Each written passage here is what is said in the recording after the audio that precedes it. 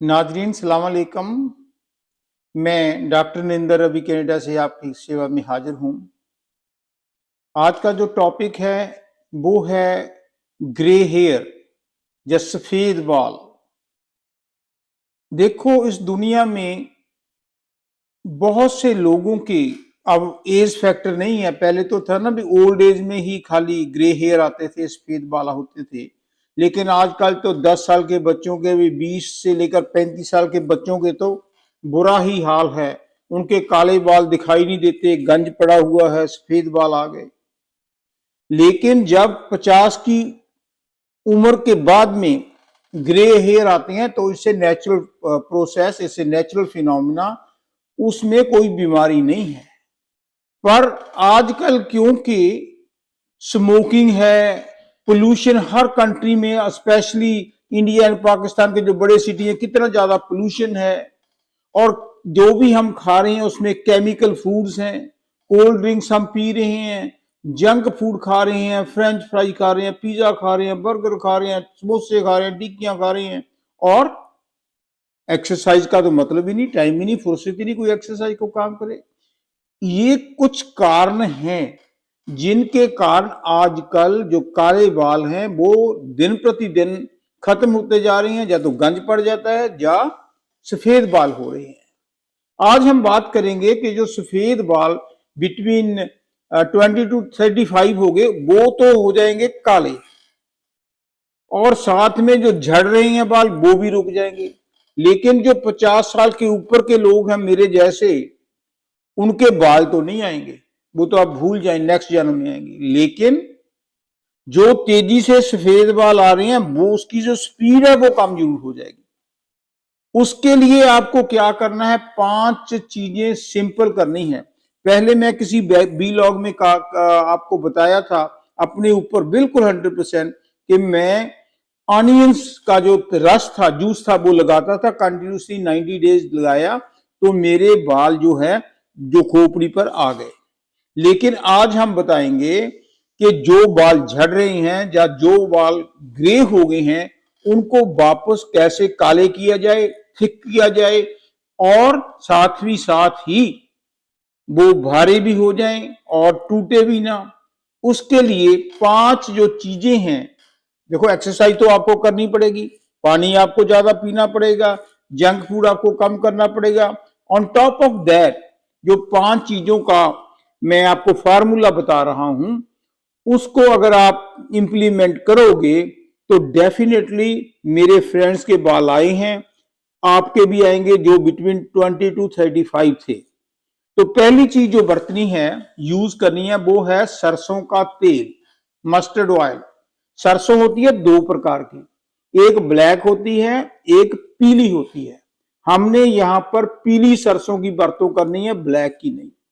दूसरी बात, पीली सरसों ब्रांडेड ऑयल नहीं लेना, या डाबर का हो या रामदेव का हो, किसी का भी, नो नो नो नो। आपने अपने हाथ से, हर शहर में, हमारे इंडिया में, होपफुली पाकिस्तान में भी, लोग तेल निकालते हैं आपके सामने। आप सरसों दे दो, आपके सामने डालेंगे, तेल निकाल देंगे, वो रॉ होता है, वो फ्रेश होता है, विदाउट केमिकल होता है। वही पीली सरसों दुकान पर लेकर जाओ और आपके सामने खड़कर उसका तेल निकालो। वो रॉ जो तेल है वो हमें 200 ग्राम चाहिए, नंबर 1। नंबर 2, जटामांसी।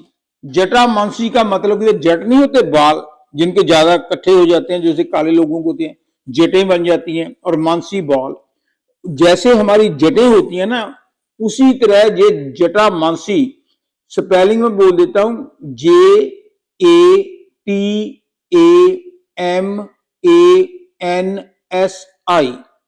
JATA, जटा मानसी, MANSI। ये लेनी है 25 ग्राम, सभी 25-25 ग्राम लेनी है। खाली सरसों का तेल, जो पीली सरसों का तेल है वो 200 ग्राम लेना, बाकी सब 25 ग्राम लेनी है। बड़ा सिंपल फार्मूला है। पीली सरसों का तेल हो गया, नंबर 2 जटामांसी होगी, तीसरी हैगा भृंगराज। भृंग भी बोलते हैं, भृंग भी बोलते हैं, स्पेलिंग में बोल देता हूं, B for Barnala, B for Bob, BRING, भृंग बन गया, BRING, राज, RAJ, भृंगराज। ये भी जड़ी बूटी है। 3 चीजें होगी, पीली सरसों, जटामांसी, भृंगराज, और चौथा है उसको बोलती हैं सूखा आंवला, ड्राई आंवला। वो काले काले नहीं होते, ड्राई आंवला, एक तो ग्रीन होते हैं, एक सूखे काले होते हैं, उसको सूखा क्या आंवला बोलते हैं, उसको गूसबेरी भी बोलते हैं, GOOSEBERRY, गूसबेरी।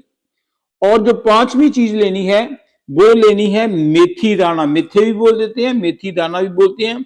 इसको फेनोक्रीक कहते हैं, फेनो FENU क्रीक GREEK। तो इसके सीज मेथी दाने के, एक होगी पीली सरसों, एक जटामांसी, एक भृंगराज, सूखा आंवला और मेथी दाना। इसको बड़ा सिंपल तरीका है। ये जो 4 चीजें हैं ना, तेल तो लिक्विड है ही, ये जो 4 चीजें हैं इनको थोड़ा सा कूट लेना, ज्यादा पाउडर नहीं बनाना, कूट कर तेल के बीच में डाल दो। डालना कहाँ है, बर्तन कौन सा होना चाहिए, 100% कांच का, ग्लास का, कोई प्लास्टिक बोतल नहीं डालनी। 100% ग्लास का, जो ग्लास होता है कंच जिसको बोलते हैं, उसके ग्लास, मर्तबान ले लो, कोई भी ले लो, बर्तन ले लो, उसमें ये 4 चीजें जटामासी, भृंगराज, सूखा आंवला, मेथी दाना डालकर तेल के बीच में डूब जाना चाहिए। उसको ढक्कन से कर दो बंद। अब क्या करना है, धूप में कम से कम, जैसे कनाडा में तो धूप कम निकलती है, इंडिया में तो पाकिस्तान में बहुत है, तो कम से कम 10 से 15 दिन वहीं पड़ा रहने दो धूप में। हो गया काम।